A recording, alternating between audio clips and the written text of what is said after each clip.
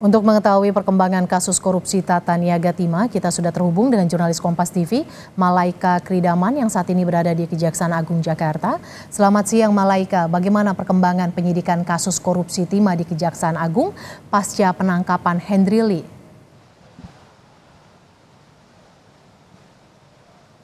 Ya, selamat siang Mercy dan juga saudara. Terkait perkembangan dari pemeriksaan Henry Lee, ini tentunya masih dalam proses pemeriksaan karena memang sejak ditangkapnya Henry Lee tadi malam, setelah ditangkap di bandara ini memang Henry Lee dilakukan pemeriksaan oleh pihak Kejaksaan Agung selama sekitar 1 jam sebelum akhirnya dipindahkan dan akan ditahan selama 20 hari ke depan di Rutan Salemba Kejaksaan Negeri Jakarta Selatan.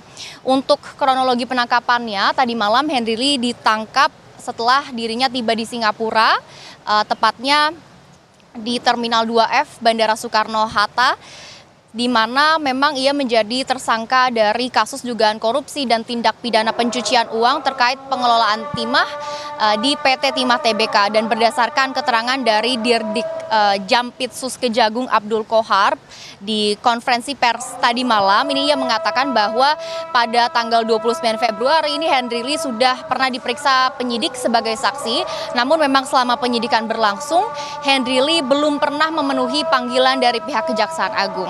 Dan akhirnya pada April 2024 ini Henry Lee sudah ditetapkan sebagai tersangka.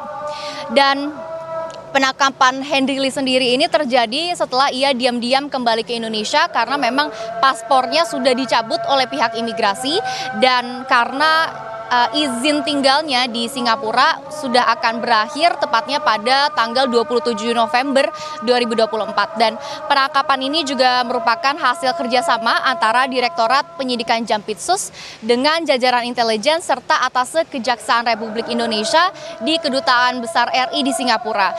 Terkait dari peran dari Henry Lee sendiri, ini ia memang diduga sebagai beneficiary owner PT TIN yang diduga secara sadar dan sengaja berperan aktif untuk melakukan kerjasama penyewaan peralatan peleburan timah antara PT Timah Tbk dan PT TIN yang juga diduga bersumber dari kegiatan penambangan timah ilegal yang merugikan negara sebesar 300 triliun.